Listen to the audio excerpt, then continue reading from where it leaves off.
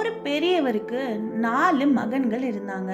அந்த 4 பேரும் எப்பவும் சண்டை போட்டுட்டே இருந்தாங்க. அத பார்த்து அவரு ரொம்ப வருத்தப்பட்டு, "ஒத்துமையா இருங்க" அப்படின்னு சொல்லி பார்த்தாரு.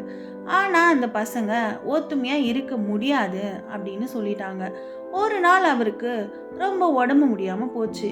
அவங்களுக்கு பாடம் புகட்டி புத்தி சொல்ல நினைச்ச அவரு ஒரு போட்டிய வச்சாரு.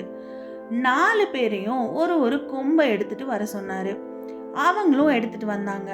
அதுல அந்த மூத்த மகன அழைச்சு அந்த 4 கொம்பையும் ஒண்ணா சேர்த்து கட்ட சொன்னாரு. அவனும் கட்டுனான். இப்ப கட்டுனதுக்கு அப்புறம் ஒவ்வொருத்தரையா கூப்பிட்டு இத உடைங்க அப்படின்னு சொன்னாரு. 4 பேரும் முயற்சி செஞ்சும் அதை ஒண்ணுமே பண்ண முடியல. ஆனா அதுக்கப்புறம் 4த்தையும் பிரிச்சு ஒவ்வொருத்தர் கையில தனியா கொடுக்க சொன்னாரு. தனியா கொடுத்த கொம்புகள ஆளாளுக்கு ஈஸியா உடைச்சுட்டாங்க. இத பார்த்த அந்த பெரியவரு, இதே மாதிரி தான் நீங்களும். ஒண்ணா இருந்தீங்கன்னா உங்கள யாரும் அசைக்க முடியாது. தனித்தனியா இப்படி ஒத்துமை இல்லாம சண்டை போட்டீங்கன்னா, உங்கள ஈஸியா எது வேணா பண்ண முடியும். அப்படின்னு அவங்களுக்கு புத்தி சொன்னாரு.